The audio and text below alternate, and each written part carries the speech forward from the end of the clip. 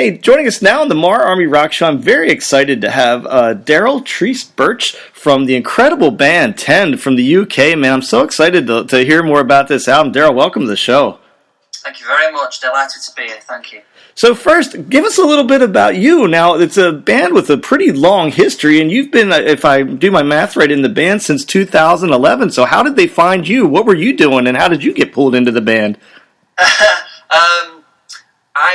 I was utilising the studio that Gary owned in my hometown, where a band I was in at the time was using. So I guess he had his peepers out on me and was listening to what I was doing when I was with those guys.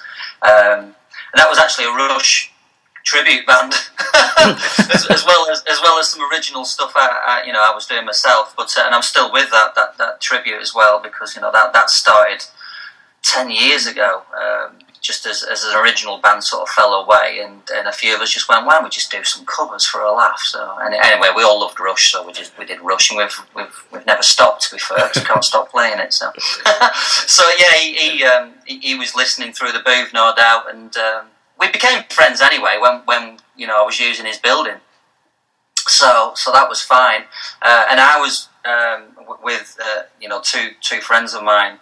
I was the lesser person in the triage, if you will, but one of the organisers of the Fleetwood Stock charity event that happened every year, and 10 had been booked.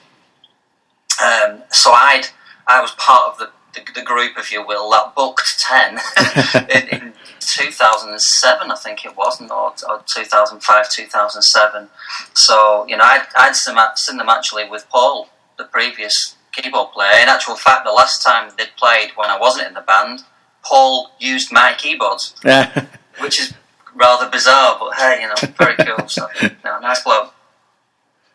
Yeah, so that's how I came into the band. Paul was poorly, and he left, and they were obviously short of a keyboard player, and they actually had Fleetwood Stock booked and coming up fast as well. Wow.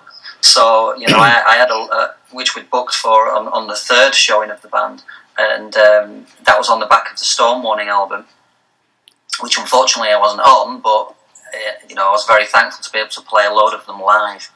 So I actually joined on that tour, if you will. So yeah.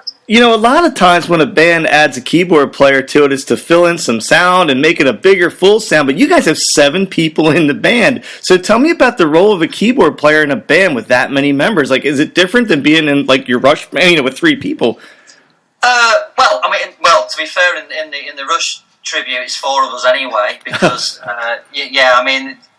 sorry, the bassist sings, but the real band Rush.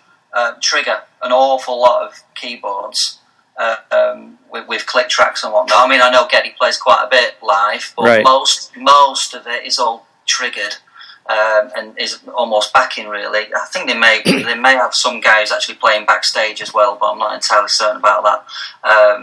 But there's 4 of us in that particular band anyway. But in this regard, keyboards are a massive part of what Gary does.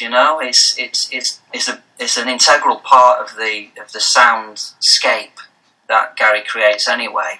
I guess there was a little, funnily enough, not from my point of view, but I remember John saying quite early on that he was a little worried about, not from having another colleague, joining in with guitars, but just from will that swamp the keyboards? Yeah. Would be, the point. But, at the end of the day, if you orchestrate it right, and everyone does the bits where they need to do the bits, and don't just swamp it with lots and lots of layers of everyone doing the same rhythm part, for instance, there's no reason why everything can't have its place and sit nicely within the scope of the music. The keyboards are very prominent anyway. That's the way Gary writes them. Now, before we get into talking about Albion, too, I have one more keyboard player question. So, like, when a song's being written, because you can do virtually almost anything with a keyboard, how do you make the decision what the sound's going to be like? Because, I hear a tune, on your album that has one sound to it, and then another that's totally different. How do you pick it? Like, when the tune It's Alive has a totally different sound than all the others. How do you decide? It's Alive is they're quite bonkers wangy bar sort of thing going on the vibrato on the monosynth there. Gary had already, he records these songs and he'll have demo versions of them with keyboard sounds that he's, programmed himself, if you will. It's very basic and it's not got all the detail in that a keyboard player would add later on and redo, obviously. So he had something for that, but it wasn't anything like the one that I went with in the end. And he's Gary's very, very open to just letting you just run with whatever you feel. So, I'll listen to the demos and I'll just say, well, this reminds me of this sort of thing, or I feel you try to tell this sort of story, so how about this sound? and the vast majority of sounds that I dabble with, there's gazillions of presets in my synths anyway, but I tend to write my own. I tend to like something being rather unique and a little bit, particular to you. So I'll find something that I like and then I'll tweak it further and combine it with other sounds and try and create something that I really like. The actual heavy vibrato on that was actually more Gary than me, to be fair. He really wanted that wild and wacky sort of sound going off, and I was pulling back from that and he was pushing me forward on it. So, so no, it's a combination of both him and I, agreeing on what's best for it, really. No way does he dictate that this needs this and this needs that. So the new album's called Albion, and I had to actually look it up. Being over here in the States, I didn't know the history of the name, but now I know it. And is it actually a tribute to the UK, and it's like a historical tribute, or is it any kind of roots of the UK embedded in those lyrics? Certainly in the lyrics, absolutely. The cover itself's got Bodicea on the front of it, although I'm not sure she looks like that. Back in the 7th century, or whenever it might have been.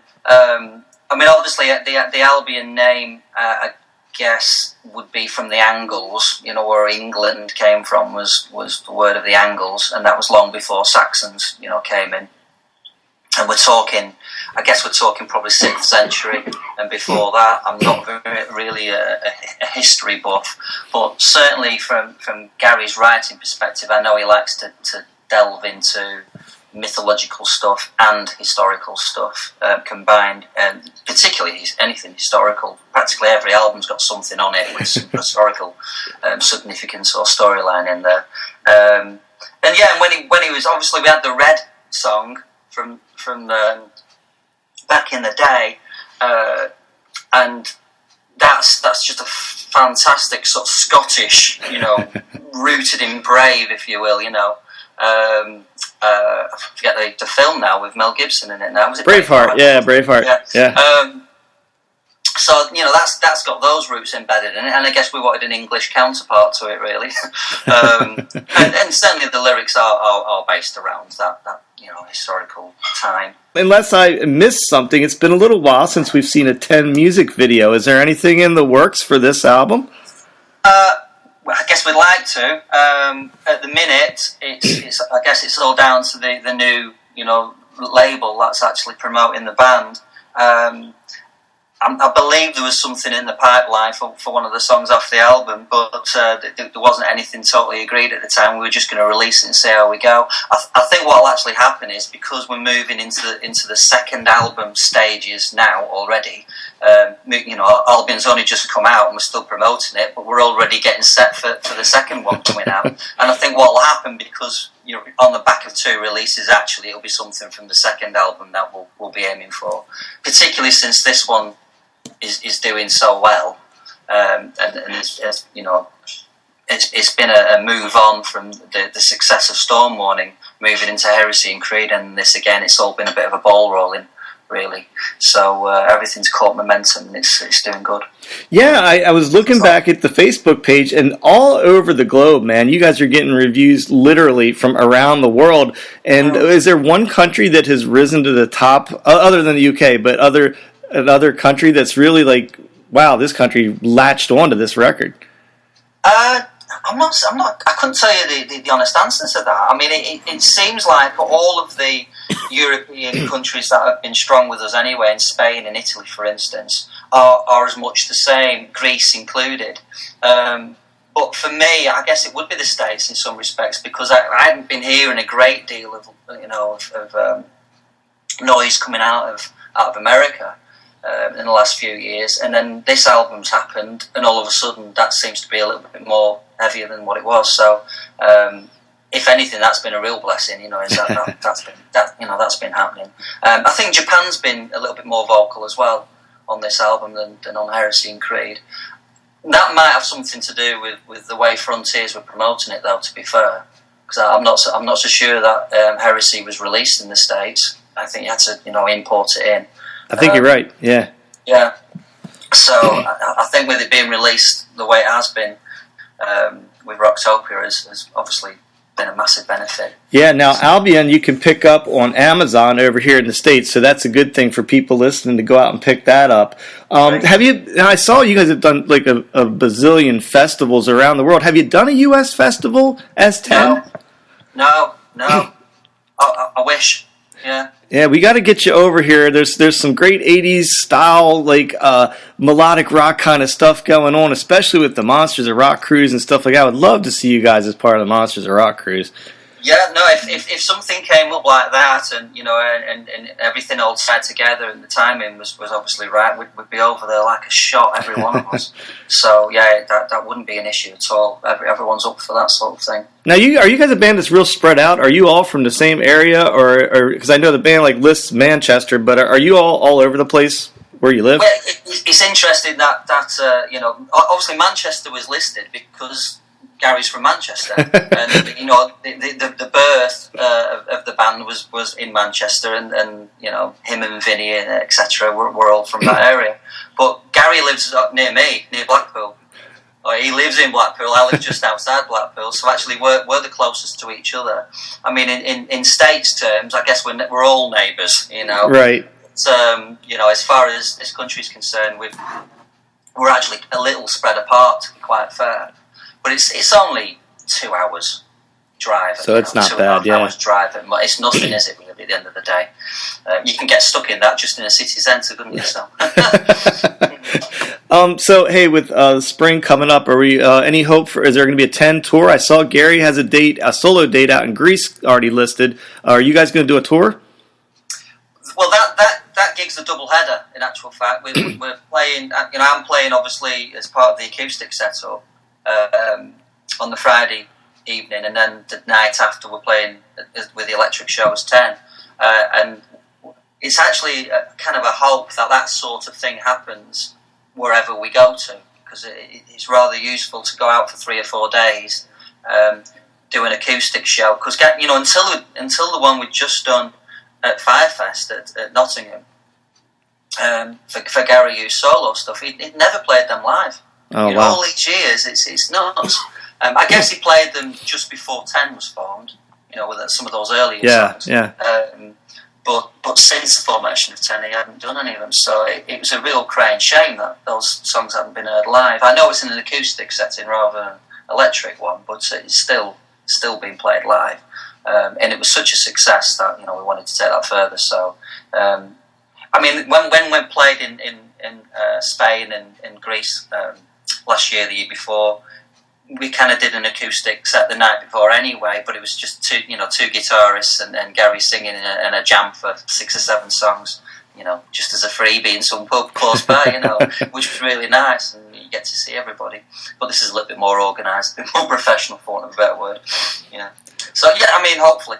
Well, we'll definitely. They're all working on them now behind the scenes. I'm not privy to what happens. It's give me the official date when it's happening, and then I'll move from there. But it's horrible speculating, because you kind of get your hopes set up, and something's going to pan up that's written down, and it doesn't pan out for whatever reason. Yeah, it happens all the time. Feeling let down then, so I try not to learn about it until it's happening. Well, the name of the album is called Albion. You can pick it up here in the States on Amazon. And Darrel Treece-Birch, thanks so much for being here on the Marr and Me Rock Show. It's been a pleasure talking to you, my friend. I really hope to see you guys live someday. Oh, please, absolutely. It'd be a pleasure. It'd be good to meet you in person. Thanks, man. Thanks for being on the show.